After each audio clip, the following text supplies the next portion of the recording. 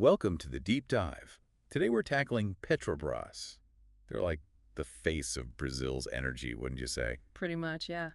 We've got a ton of stuff to go through, annual reports and financials. Oh, and even some legal documents. You guys really want us to dig into the Petrobras business model, huh? Sounds like it. So we'll be looking at how they make money, their big expenses, and what they offer customers. Plus, get this. We even stumbled on some interesting stuff about Brazilian corporate law. Intriguing. Right. I can't wait to get to that. But first, let's just lay the groundwork. I mean, Petrobras is huge. They seem to be involved in everything in Brazilian oil and gas. Oh, absolutely. Their operations are massive. I mean, think about it. 245 blocks and fields under their control as of 2022. 245. Wow, that's more than some countries. Okay, so with all that going on, how do they actually make money? Where does it all come from? Well, their core business is exploration and production, or E&P. They extract crude oil and natural gas, Makes sense. both onshore and offshore fields. Right. And those pre-salt reserves everyone's talking about, Yeah. Petrobras is heavily invested in those, especially in the Santos Basin. Interesting. But here's the thing to keep in mind. It's lucrative now, but this focus on fossil fuels could be a problem if global demand drops. Oh, I see. Like they'd be left with all these assets they can't use. Exactly. Stranded assets, they call it. Okay, that's a good point. So they get the oil and gas out. Then what? That's where their refining, transportation, and marketing segment comes in. We call it RT&M. Gotcha. RT&M. Basically, they refine the crude oil into the stuff we use every day.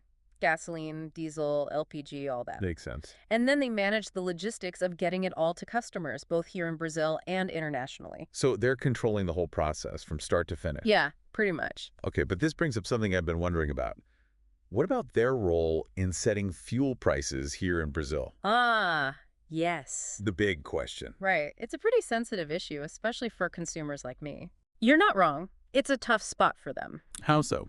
On the one hand, it gives them some control over their revenue. Makes sense. But on the other, they're open to a lot of pressure from the government and the public. Especially during elections, right? Exactly. When fuel prices become a big political issue. It's a delicate balancing act for sure.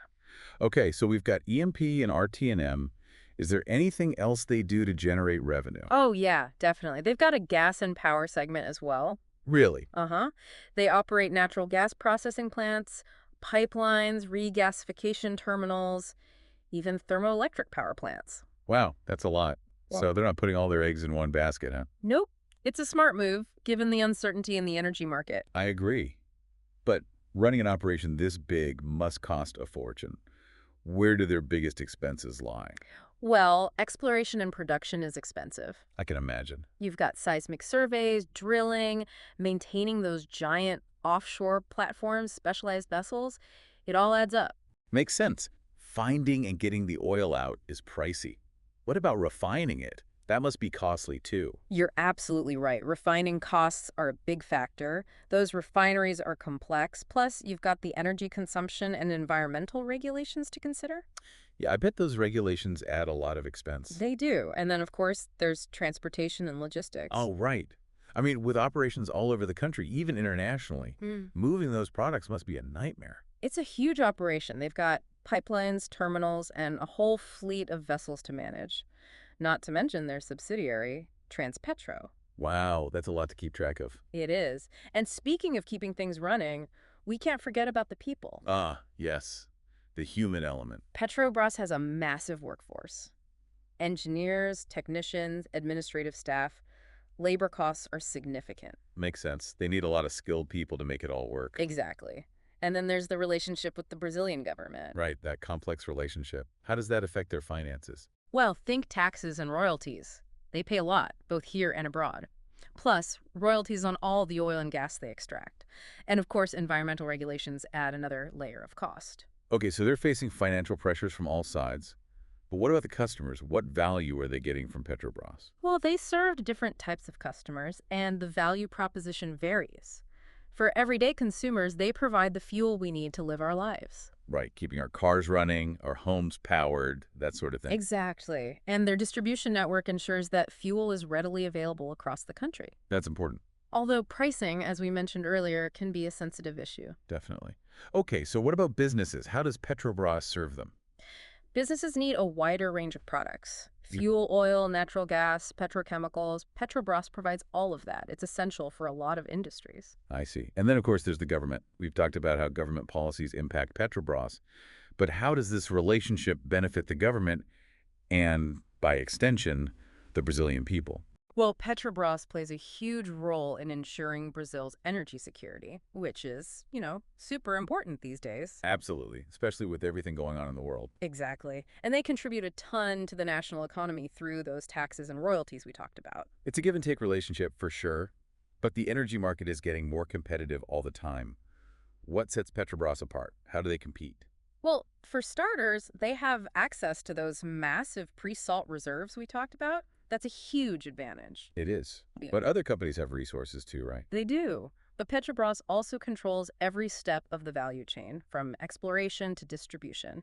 That's what we call integrated operations. So they can streamline things and keep costs down. Exactly. And they're also investing heavily in technology. You might be surprised to learn they're pretty innovative. Really? I guess I hadn't thought of them that way. They're developing cutting-edge technology for deep water exploration and production. They even filed a record 118 patents in 2021 alone. Wow, that's impressive. But they're still closely tied to the government, right? Is that a help or a hindrance? It's a bit of both, honestly. It gives them some advantages, especially here in Brazil, but it also makes them vulnerable to political changes and policy shifts. It's a tricky situation. It sounds like it. So we've got resources, efficiency, technology, and a complex relationship with the government. But what does all this actually look like in practice? What do they do every day? Well, their main activities fall into those three segments we've been discussing. Right, E&P, RT&M, and gas and power. Exactly. In E&P, it's all about drilling, both offshore and onshore. They have to maintain those complex production platforms and manage all the subsea infrastructure. And, of course, they're always looking for new reserves. That sounds like a 247 operation. Pretty much. And on the RT&M side, they're busy refining the crude oil into usable products. Of course. Then there's operating the pipelines and terminals, managing their fleet of tankers, and making sure those products get to customers efficiently. It's a massive logistical operation. I can only imagine. And it all relies on their workforce, right? Absolutely. Their most valuable asset is their people. They have skilled engineers, technicians, and managers who keep everything running smoothly and safely. They're the heart of the operation. That's a good point. Mm. So we've covered a lot of ground here. We've looked at Petrobras's revenue streams, their costs, what sets them apart. But I'm curious, what's next for them? How will they adapt to this shift toward renewable energy? That's the big question, isn't it? We'll be exploring that very question in the next part of our deep dive. We'll be looking at Petrobras's sustainability efforts and what the future might hold for them in a changing world. Okay, now that's what I'm really interested in. It's going to be fascinating. Stay tuned. I definitely will. Welcome back to our deep dive on Petrobras. So last time we were talking about how Petrobras is trying to, adapt to a more sustainable future. Right. And looking through these reports, I'm kind of struck by their investments in renewable energy. Like their biorefino program seems pretty ambitious. Yeah. I got to be honest, I'm a little skeptical. Are they really committed to changing their business model, or is this just for show, to appease investors and environmental groups? It's a good question. I mean, they're definitely aware of the shift towards renewables, and they're making moves to diversify. Okay. This biorefino program, for example, it aims to produce renewable diesel and biojet fuels. Oh, interesting. And they're looking into other bio-based products, too. It's not just about new fuels either. What else are they doing? They're putting a lot of money into technologies to reduce their carbon footprint across all their operations, actually. Go ahead. They've set some pretty ambitious targets for reducing carbon intensity Like how ambitious are we talking? in both exploration and production and refining. So they're setting targets, investing in new tech, but are they actually making a difference? Well, that's hard to say for sure. I mean, how do you compare them to other energy giants? Right, good point. Yeah. Are they ahead of the curve or lagging behind? It's tough to make a direct comparison. Every company has different challenges, different opportunities. I guess that's true. But what's interesting is that Petrobras is working with other companies and organizations on these sustainability initiatives. Oh, really? Like who? They're part of the Oil and Gas Climate Initiative, for example. It's a group of leading energy companies working together to address climate change. Makes sense. Strength in numbers, right? Exactly. And they also support the World Bank's Zero Routine Flaring by 2030 initiative. Which is all about reducing methane emissions, right? Uh-huh. And they're involved in the oil and gas methane partnership, too. It's all about improving methane emissions management. Okay, so they're not doing this alone. That's good. But I can't help but think about their, their core business. Right. It's still oil and gas. It is. And that seems kind of contradictory, doesn't it? Like, how can they be serious about sustainability while still producing fossil fuels on such a massive scale? It's a real tension. But the world still needs oil and gas. Yeah, true. And Petrobras plays a big role in meeting that demand. The transition to renewables is going to take time. I know. It's not like flipping a switch. Exactly. It's a gradual process. Okay, I get it. But let's not forget about the other challenges they face, like the legal and regulatory environment they operate in. It's a mess, especially with their, unique relationship with the Brazilian government. Oh, yeah, you're not kidding. It's a tangled web. Yeah. As a state-owned company, they've got a ton of regulations to deal with. Yeah, a ton. And it affects everything, doesn't it? Everything. Investments, pricing, policies, you name it. Remember, under Brazilian law, they don't actually own the oil and gas reserves. They don't. Nope. They own the rights to explore and produce them, based on contracts with the government. So it's like renting the land, basically. Kinda, yeah. Talk about red tape. How do they even manage to get anything done with all those rules and regulations? It's definitely a challenge. They have to be super careful about how they interpret and comply with those regulations. Even a slight misinterpretation can have big consequences. Yeah, I bet. And it's not just about extraction. Right. They're heavily regulated in refining, transportation, and marketing, too. And then there's the Lava Jato scandal. That must have been a huge blow. How are they recovering from that? It's definitely cast a long shadow over the company. Say? Lawsuits, fines, a damaged reputation. It's been tough. They've had to overhaul their compliance programs, strengthen their internal controls, and really work to rebuild trust. So have they managed to turn things around financially? Are they making money for their shareholders? It's been a mixed bag, honestly. They've had some really profitable years thanks to those pre-salt reserves and their efficient operations. Right. But oil prices are volatile, and the fallout from Lava Jato has been costly. Yeah, true. They've had to write down assets, sell off some to reduce debt, and make some tough decisions about dividends. Oh, right, the dividends. Yeah. Petrobras is known for those. How are they balancing those shareholder payouts with everything else they have to do? It's a balancing act, that's for sure. Keep the shareholders happy while also investing in new technologies, managing debt, and adapting to a changing market. Sounds like they have a lot on their plate. They do, and it's hard to say how it's all going to play out. So the future of Petrobras is a bit of a mystery, huh? It is.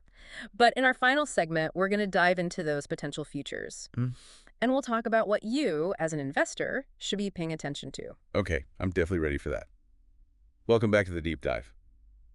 We've spent the last two segments, really getting into Petrobras. Yeah. Their size, their relationship with the government, their sustainability efforts. Right. But now I want to look ahead.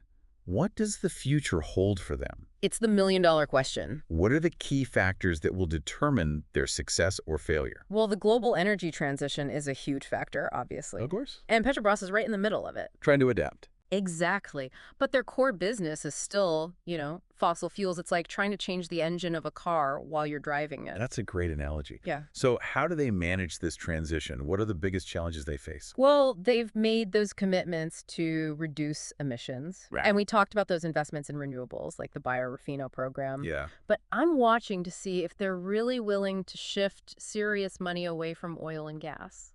That's a tough call for any company, especially one so invested in fossil fuels. Absolutely. Yeah. And then there's the political situation in Brazil. Oh, yeah. Always something going on there. How will that affect their ability to adapt? Right, because as a state-owned company, they're tied to the government. Exactly. We've seen how that can be both good and bad. For sure. Any big policy changes, especially on energy and the environment, could have a huge impact on their strategy. It's a lot of uncertainty. And on top of that, they've got a ton of debt. Yeah. How do they balance the need for financial stability with the need to invest in new technologies? Right. They can't fall behind in the clean energy race, but taking on more debt is risky too. It's a tough spot. Any misstep could have serious consequences. And then there's the competition. Oh, yeah. Other energy giants are moving towards renewables, too. How does Petrobras stand out? They have some advantages, like those pre-salt reserves and their integrated But operations. is that enough? They'll need to use those strengths wisely and develop new capabilities, like in renewable energy and storage. So it's not just about dipping their toes in the water. Nope. They gotta dive in headfirst. This is all so complex. But here's what I keep coming back to. How will this affect everyday Brazilians? That's the key question. What are the real-world implications of Petrobras's journey The choices they make will have a ripple effect throughout Brazil. on the economy, on society? Exactly. Fuel prices, renewable energy options, the cost of energy, it will all be affected. So it's not just about numbers and strategies. It's about people's lives. Absolutely. That's why it's so important to stay informed. Hold them accountable. As citizens, as investors, make sure they're making choices that benefit everyone. Well said. We've learned a lot about Petrobras in this deep dive. Yeah, it's been fascinating. Their strengths, their weaknesses, the uncertainties they face. And their potential. It's a complex story, and it's far from over. The energy landscape is changing fast, and Petrobras is right at the center of it. But here's the takeaway. The future of energy is in our hands. That's right. Stay curious, stay informed, and keep asking those tough questions. Because the choices we make today will shape the world of tomorrow. Absolutely. Until next time, keep exploring.